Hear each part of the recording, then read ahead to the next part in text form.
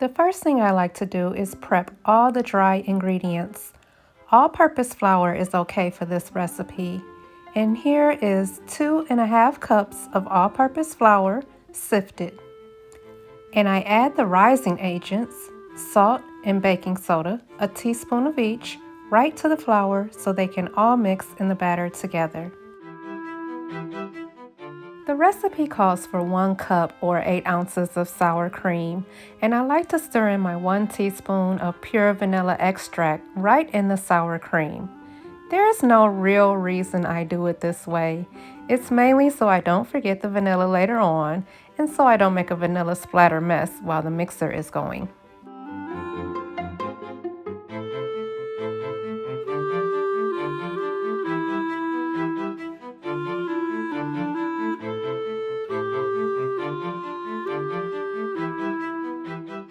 Now that I have those prepped, I'm going to go ahead and separate my eggs. There's 4 or 5 eggs that go into this cake, depending on the size of the egg. I have large eggs and they're a pretty good size, so I use 4 this time. After separating, it's time to beat the egg whites, and my wire whip attachment is perfect for doing that quickly and making stiff peaks.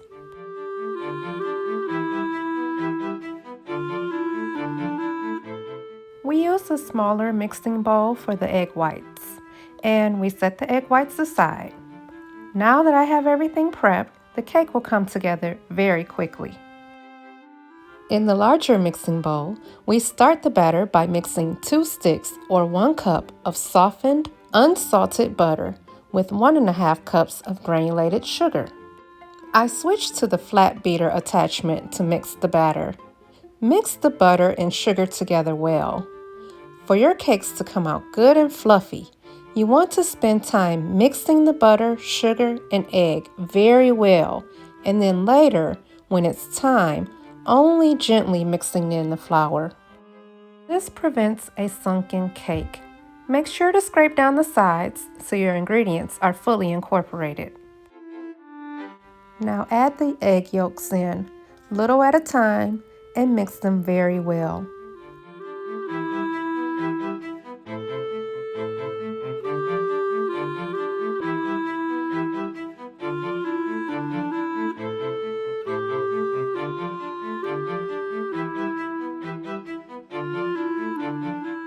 Here's where I like to add my poppy seeds. There's a 1.5 cans of Solo Poppyseed Filling that goes into my recipe.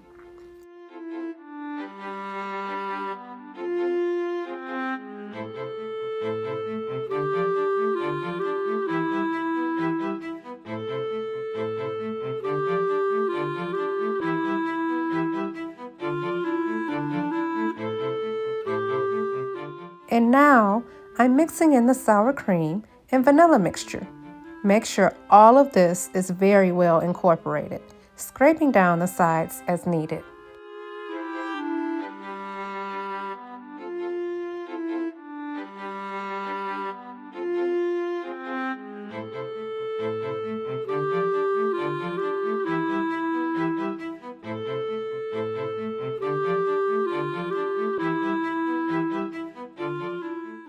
Next, we can add the flour mixture in. I like to start the mixer off slow and increase the speed so there's not a flour mess.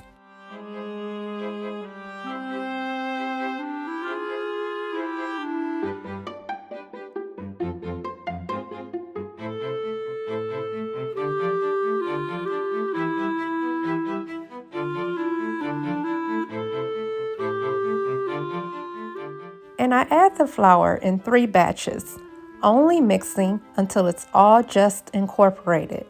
Remember, don't overmix once you add the flour.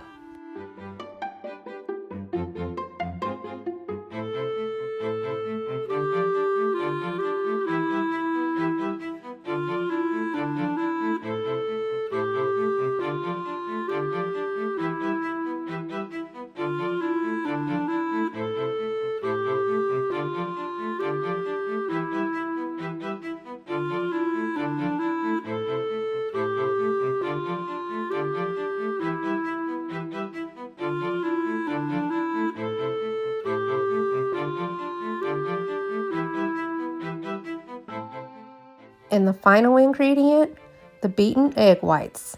I'm a firm believer of using my arm to fold this in. I don't trust any settings on the mixer to get this done, but I can trust my hands. I'm gently folding until I see all the egg whites gone and a smooth cake batter.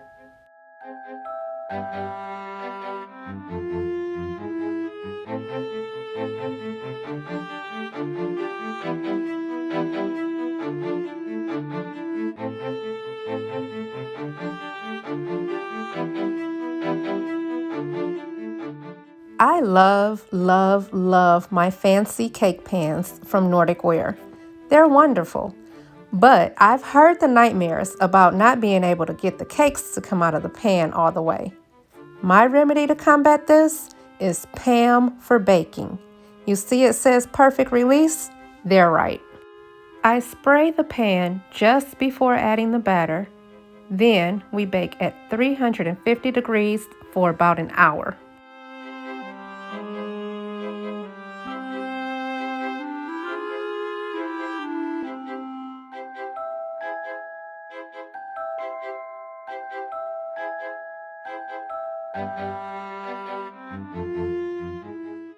My phone died, so I didn't capture the footage of the cake going in, but this is how it looks coming out of the oven.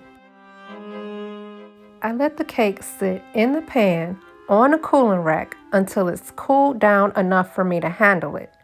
Then I transfer the cake to the cooling rack to finish cooling. The PAM for baking made the cake slide out effortlessly. And here it is, my cute little poppy seed cake made with Solo Poppyseed Filling. It's a great pastry to enjoy with your morning coffee.